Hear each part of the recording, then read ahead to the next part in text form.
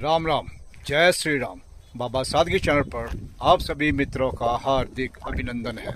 मौसम ने हल्की सी अंगड़ाई ले ली है और ये हमारे धर्म भाई अभी इन्होंने एक चीज बताई है जो आप तक पहुंचा रहा हूँ। हाँ धर्म भाई बताइए। ये पीलिया घास है। ये गर्मियों में लोगों को काफी पीलिया होता है जी। तो लोग दवाइयों के लिए भटकते हैं इधर उधर केमिस्ट वालों के पास, लेकिन उसमें से पीलिया नहीं सही हो पाता क्योंकि वो दवा गर्म होती है। तो ये ठंडी दवा है, हमारे पहाड़ में होती है और शहरों में पार्कों में होती है। अगर धरती पर आग भी गिर जाए तो ये इसका दूध नहीं सूखता है।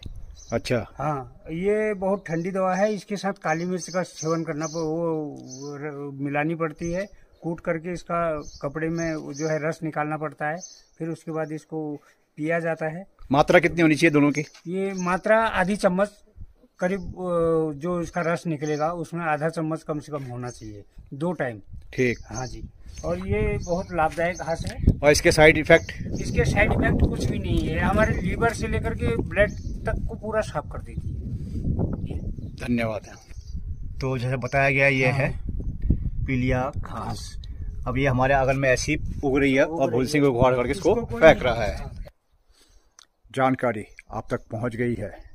वैधानिक चेतावनी, कुछ करने से पहले सब कुछ ठोक बजा लीजिएगा ताकि इस्तेमाल करने वाले को किसी प्रकार की कोई हानि ना हो। राधे राधे। चने की दाल उबालने के लिए रख दी है, अभी नहीं बनाना है। ये बनाया जाएगा शाम को 5, 5:30 के आसपास। आटा गूंद के रख दिया है। 2-4 रोटी भी खाई जाएगी और 2-4 रोटी रात को खाई जाएगी। और समय की बचत करनी है, इसलिए आप आलस कहें या समझदारी कहें, आटा भी से गूंद के रख दिया है। 2:50 अपने छोटे से खेत में आ गए हैं और यहाँ से आज ये जो गंदगी है यहाँ पे, चाहे पौधों की हो चाहे प्लास्टिक की हो, उसे निकाला जाएगा। ये किसी काम के नहीं है, सो इनको भी बाहर निकाला जाएगा। तो एक्सपर्ट आ गए हैं छोटे भाई धर्म सिंह। अब बता रहे हैं कि कौन सा पौधा निकालना है और कौन सा नहीं निकालना है।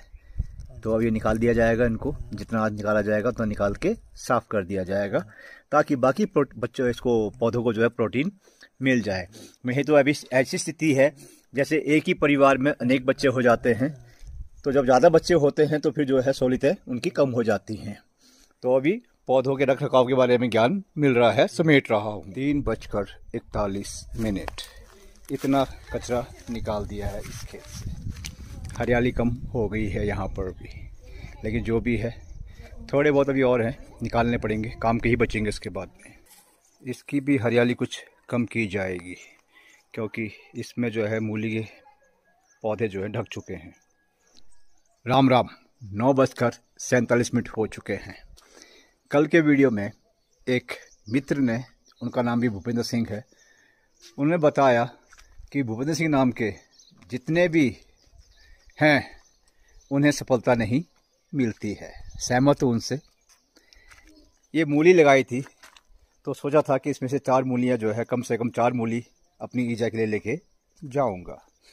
ना बैगन के पेड़ हुए, ना उस तरफ में भिंडी हुई, और ना ही ये मूली सही है। लेकिन बाबा सादगी जो है हार मान नहीं होता है।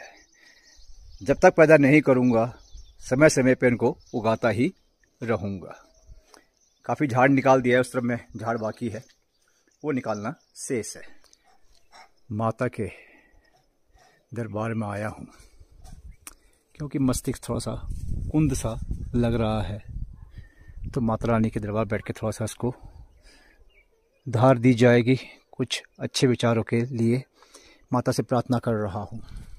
इन पुष्पों के बीज या कलम को यदि यहाँ पे नहीं लगाया होता तो क्या ये खिलते, क्या ये हमें सुंदर लगते? नहीं। तो मित्रों, कहने का मतलब ये है, जिसमें दम है वो टिका हुआ है और जिसके सपने कम है वो टिके हुए हैं। मित्रों, आ गया हूँ अपने पटाव में। आज चित्त शांत नहीं है, शरीर भी स्वस्थ नहीं है क्या करूं, कैसा करूं, समझ में नहीं आया।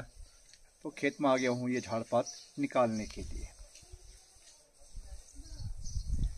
क्या आप शैम्पू का सदुपयोग करते हैं? फिलहाल बाबा सादगी नहीं करता है। उसकी वजह है कि पूरे जीवन में सिर्फ 3 दिन शैम्पू का उपयोग किया। एक मित्र थे दार्जिलिंग के, उस टाइम लगाता था सरसों का तेल। तो उनकी गाड़ी में जा रहा था तो उन्होंने पूछा, सरसों का तेल लगाया है? अगर प्यार से पूछा होता तो बात कुछ और होती। थोड़ा सा उन्होंने फेस को बिगाड़ के पूछा, बहुत बुरा लगा। घर आया, मित्र से पूछा कि यार ऐसी ये प्रॉब्लम है, क्या करना चाहिए। पूरा शैम्पू का इस्तेमाल कर। ज्ञान ही नहीं था कौन सा शैम्पू अच्छा है, कौन सा अच्छा नहीं है। उससे ये भी पूछा कैसे लगाना है। बोला पहले साबुन लगा के नहा लेना, फिर शैम्पू लगा लेना और 5-10 मिनट बाद जो है उसको ऐसे ऐसे कर करा के झाग बना के जो है फिर नहा लेना। गए, अच्छा ब्रांड का शैम्पू लेके आए। पहले दिन नहाया तो उत्साहित था, शैम्पू यूज कर रहा हूँ। दूसरे दिन जो है मस्तिष्क में कीड़ा उठ गया कि यार क्या है। राम राम जी, राम राम। दूसरे दिन मस्तिष्क में सवाल उठ गया, 15-20 मिनट क्यों खराब करने हैं। तीसरे दिन भी लगाया और उसके बाद जिस मित्र से पूछा था कैसे लगाना है, वापस उसको दे दिया, भाई आप इस्तेमाल करो। फिर कुछ दिन पश्चात एक विद्वान मिले तो उन्होंने बताया यह शैम्पू का जो सदुपयोग है वो बेकार है। तो बाबा साहब ने पूछा क्यों, लोग तो इस्तेमाल करते हैं। बोला शैम्पू का जो यूज है ना वो है जैसे हम केमिकल यूज कर रहे हों। लेकिन दूसरे कई मित्र हैं वो बोलते थे इससे बाल सिल्की होते हैं, डैंड्रफ जाता है। तो अल्फरदान ग्रुप ऑफ कंपनीज में जब कार्यरत था तो वहाँ स्टाफ थे, उनका नाम था अब्दुल्ला, हैदराबाद के। उन्होंने दुनिया जहान के टोकटे भी कर लिए, शैम्पू भी इस्तेमाल कर लिए, क्या क्या इस्तेमाल नहीं किया, लेकिन उनका डैंड्रफ का भी ज्ञान नहीं।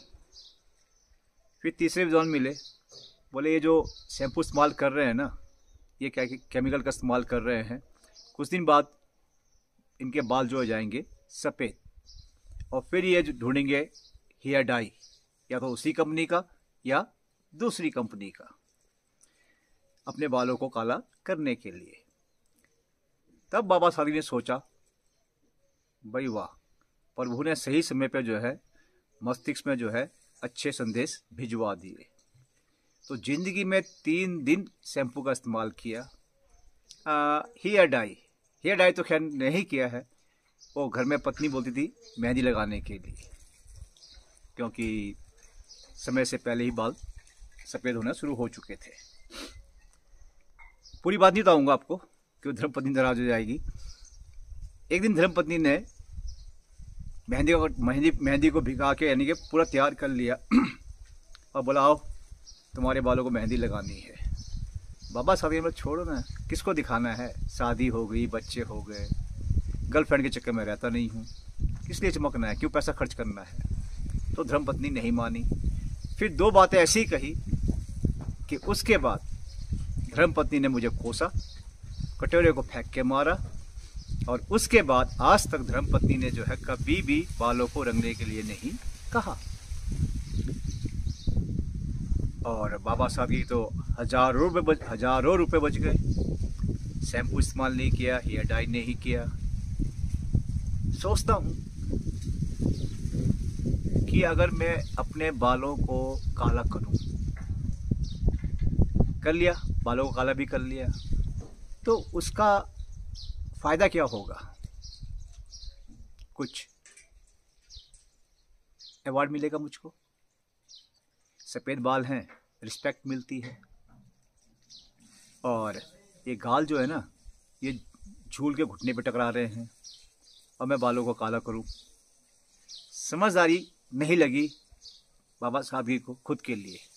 हाँ, जो करते हैं उनकी अपनी इच्छा है, अपने जीने का अंदाज है, लेकिन सोचना एक बार को क्या सही है और क्या गलत है। काम कर रहा हूँ क्योंकि अब इसको ऐसे पकड़े घुमाऊंगा तो अच्छा नहीं है, और ऐसे अभी आपसे बात करके अब थोड़ा सा मन हल्का हुआ है, यहाँ पे कुछ कर रहा हूँ। नहीं तो इससे पहले जो है ये काम नहीं कर रहा था और नेगेटिव एनर्जी शरीर में ज़्यादा थी। ये जो चैत का महीना है ना, अप्रैल का चैत का महीना, ये उदासी भरा होता है क्योंकि मौसम बदलता है। ये जो पर्वत हैं, पेड़ हैं, ये सब उदास है।